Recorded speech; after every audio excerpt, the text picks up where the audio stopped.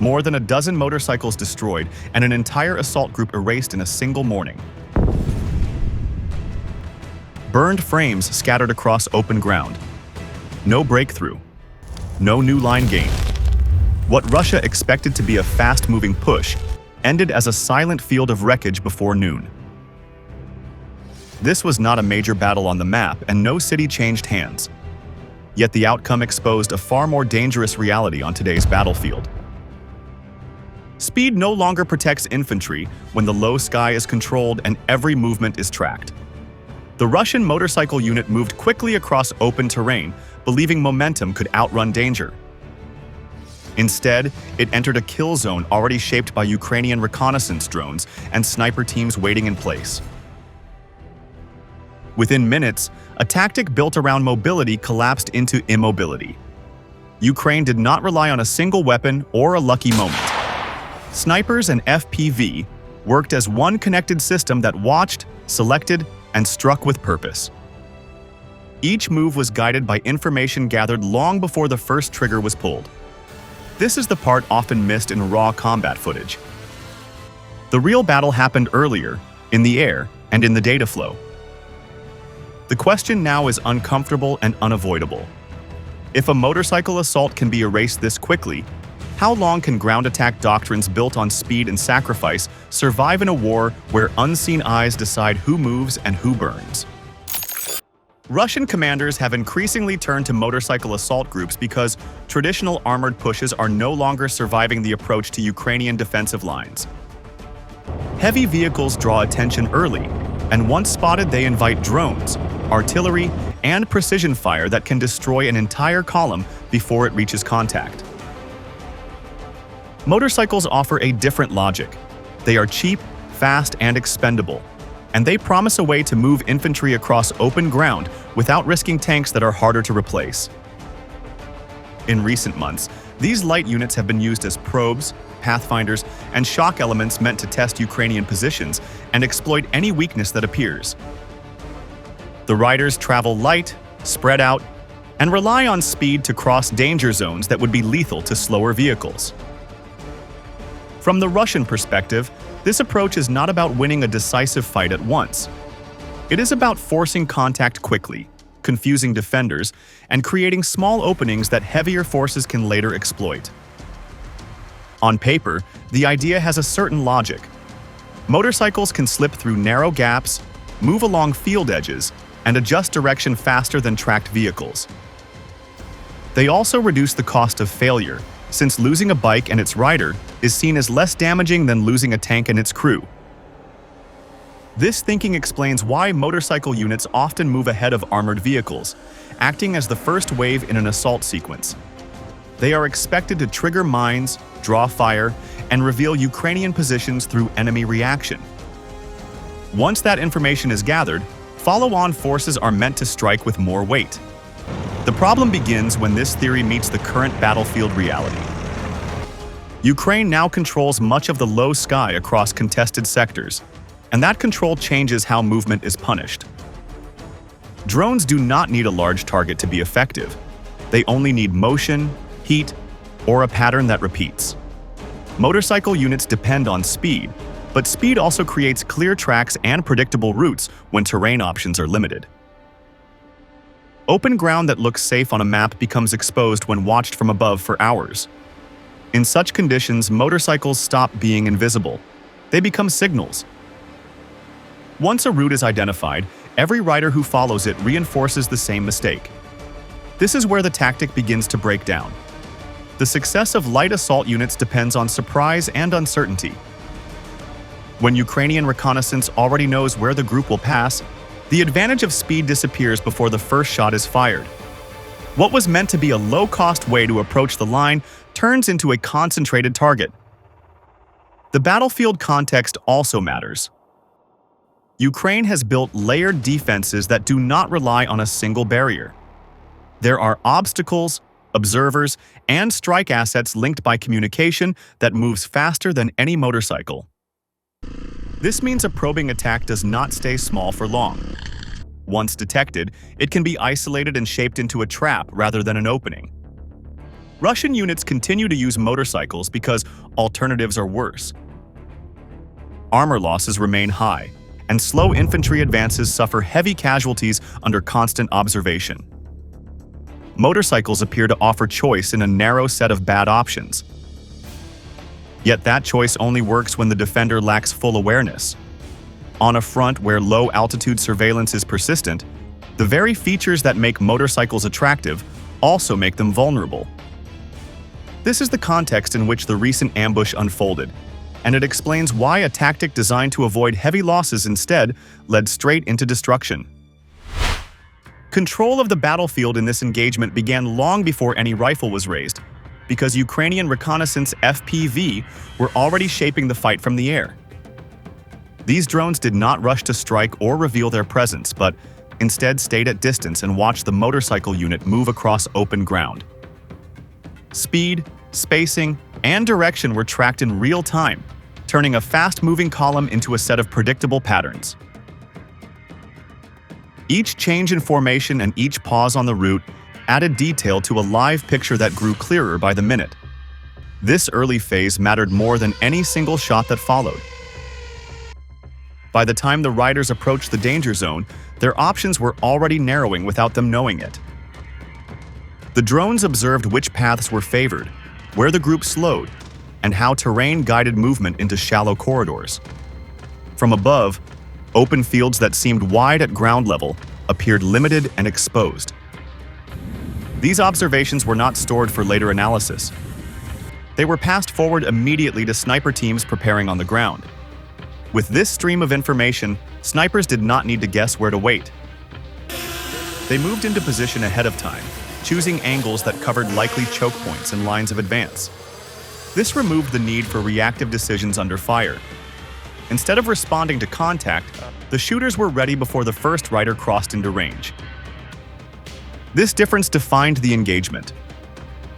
When reconnaissance and shooters work as a single system, timing becomes a weapon. The ambush was not triggered by chance or by a sudden sighting. It was released when movement aligned with the plan already set in motion. This allowed the opening shots to land with maximum effect, not just in terms of damage, but in how they disrupted the group. The riders never faced a situation where both sides were discovering each other at the same time. One side already knew what was coming. FPV do more than detect targets. They manage attention and delay exposure until the moment of decision. In this case, the drones stayed quiet and patient, denying the motorcycle unit any warning that it was being watched. That silence created false confidence. The group maintained speed and direction, believing it was unseen. By the time contact began, there was no room to adapt. This is how reconnaissance defines tempo. When the defender controls information first, the attacker is forced to react late and under pressure. Even rapid movement cannot recover lost time once positions are already occupied. The sniper teams benefited from this control in several ways. They were able to settle into stable firing positions rather than rushing into place. They could coordinate fields of fire based on known approach routes. They could also plan movement after contact, since likely escape paths were visible from above.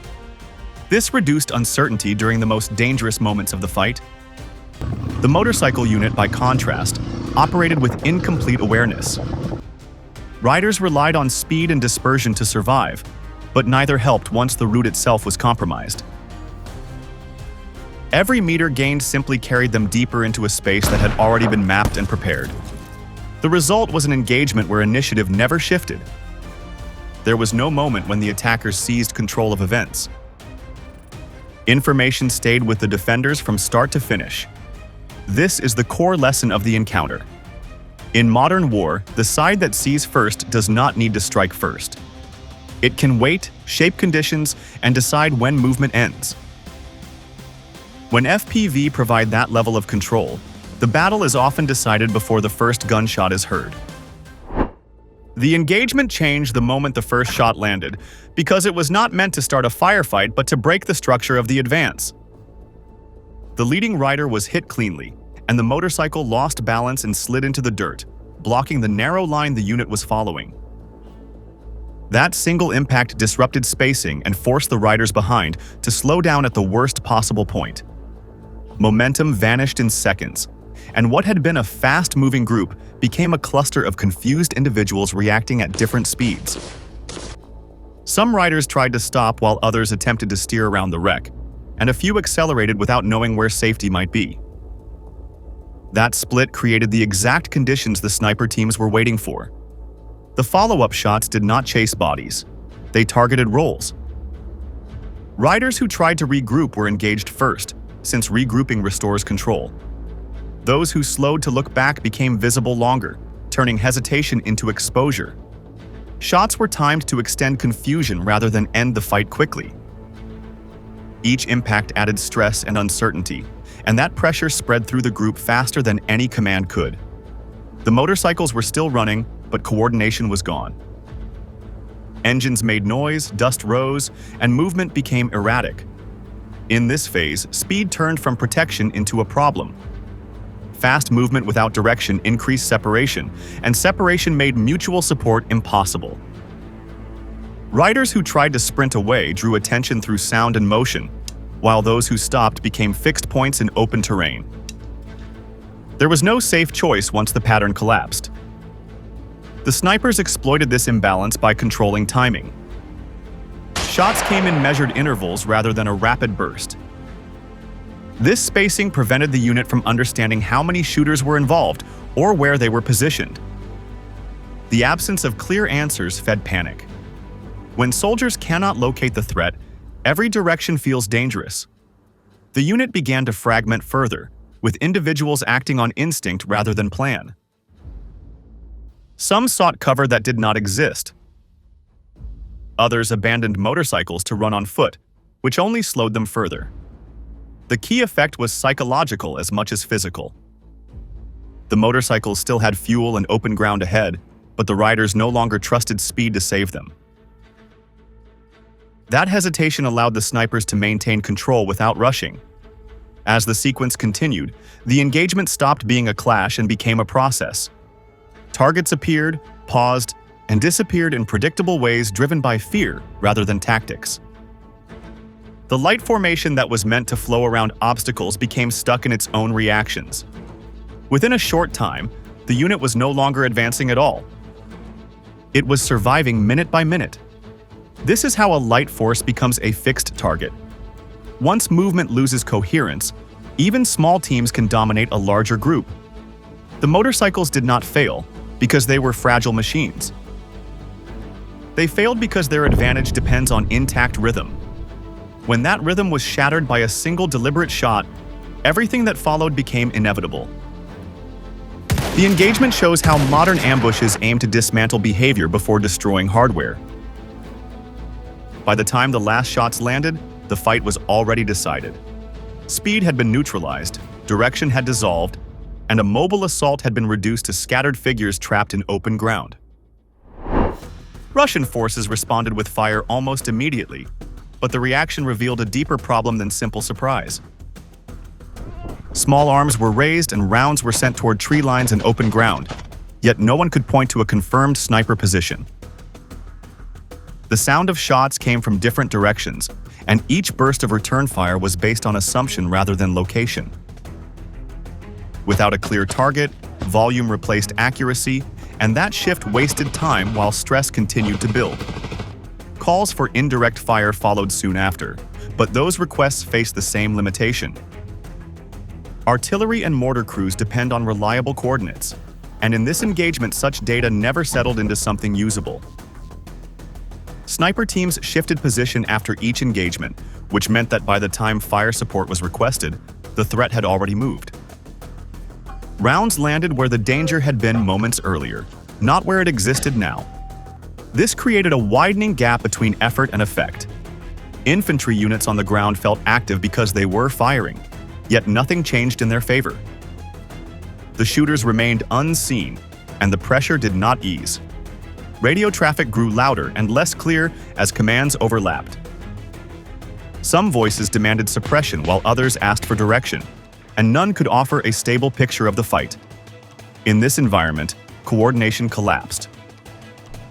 Machine gun fire was laid down to pin an enemy that no one could see, and that noise only added to confusion among the riders. Dust and smoke reduced visibility even further, turning the battlefield into a blur of motion and sound.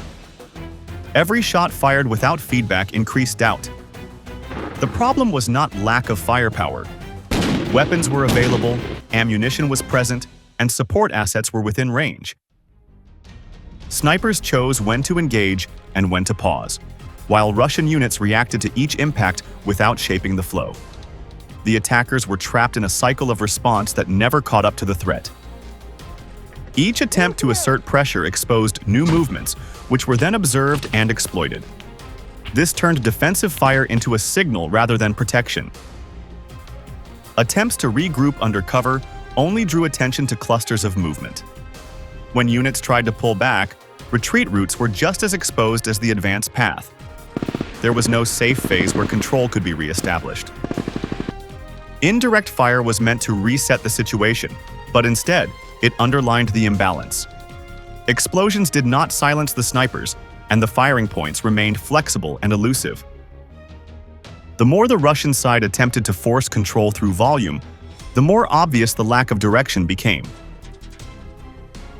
Firepower without information is noise that does not stop a measured opponent who chooses moments carefully. As the engagement continued, it became clear that reaction alone could not reverse the outcome. The response had consumed energy, exposed positions, and delivered no advantage. What remained was a scattered unit facing an opponent that still dictated tempo. The episode shows that modern battles are not decided by who fires more rounds. They are decided by who connects observation to action. When that link is broken, even heavy fire cannot restore control. From the moment the motorcycle column was hit and forced to stop, speed vanished, and hesitation took its place. The unit no longer moved as an assault element, because the shock of the first impacts shattered confidence and broke any sense of rhythm. Motorcycles stood still or were abandoned, while soldiers scattered into shallow cover, each trying to reduce exposure rather than push forward. In that early chaos, Russian troops reached out for help from armored vehicles moving not far from the area. The call for support came quickly, driven by the understanding that light forces alone could not survive under unseen fire. While waiting for that help to arrive, the soldiers tried to hold their ground. Mortar teams continued firing as they had earlier, not with the aim of defeating the snipers, but to keep pressure on suspected areas and buy time. Small groups also fired back with rifles, even though no sniper positions could be identified and no clear targets were visible. Some soldiers chose to run, leaving motorcycles behind, while others stayed low and focused on survival rather than coordination. Throughout this phase, Ukrainian FPV drones remained overhead. They observed the stalled battlefield and transmitted live images back to command, showing a clear picture of dispersed troops, fixed positions, and abandoned equipment. This steady flow of information meant Ukrainian forces did not need to rush. Sniper teams continued to engage exposed targets methodically, prioritizing movement, resupply attempts, and mortar crews that revealed themselves. Each shot reinforced the same condition. The longer the unit stayed pinned, the fewer options remained. Eventually, Russian armored vehicles began to approach the area. Tanks and BMP moved in, with the expectation that heavy fire could suppress the threat and stabilize the situation. However, they were already visible before they arrived. Drone operators detected the armor early and passed the warning forward without delay. Once received the signals, sniper team immediately act as guided. They did not wait to confront vehicle-mounted weapons, but disengaged and relocated before the first tank rounds were fired. When Russian tanks and BMPs opened fire, their shells struck empty positions and terrain rather than personnel. The firepower was real, but the targets were already gone. At that point, the engagement entered its final stage. With snipers withdrawn, pressure shifted entirely to FPV drones. These drones did not remain passive observers. FPV operators actively guided them into the moving targets, diving toward exposed armor, or releasing small munitions from above. Some drones slammed directly into vulnerable points on tanks and BMPs, while others dropped explosives onto engine decks and turret roofs. Each strike forced crews to react instantly, closing hatches, cutting visibility, and abandoning any attempt to scan the surrounding area. Smoke and secondary damage reduced awareness even further, turning armored vehicles inward as they focused on survival rather than control of terrain. Without infantry able to maneuver freely around them, the armor could not secure the area or clear it in an organized way. Under constant drone pressure, armor lost its ability to support scattered troops and instead became another set of targets pinned in place. The outcome was shaped not by a single weapon, but by sequence and timing. Once speed was lost and information stayed with the defender, every attempt to recover initiative arrived too late. This ambush did not redraw front lines or change control of territory, yet it delivered a message that travels far beyond a single field of wreckage. What unfolded showed how modern warfare now works when observation, timing, and distance are linked into one system. Motorcycles moved fast, soldiers advanced with intent, and weapons were ready, but none of that mattered once information belonged to the defender. The result was not just destroyed equipment, but a collapse in confidence that stopped movement before it could recover. This is where older ground assault ideas begin to crack. Speed alone no longer guarantees safety, and sacrifice does not force a breakthrough when every step is watched. The open question is what comes next. Can Russian commanders adjust fast enough to protect ground units moving under constant surveillance? Or will these steel graveyards become a regular feature along the front? And beyond Ukraine, other militaries are paying close attention. The same technologies are spreading, the same lessons are being studied, and the same risks apply to any force that relies on movement without control of information. That shift is still unfolding, and its full impact is not yet clear. If this kind of clear battlefield analysis matters, like the video, share it with others who follow military affairs, and subscribe to Military Force for more reporting on how modern war is changing in real time.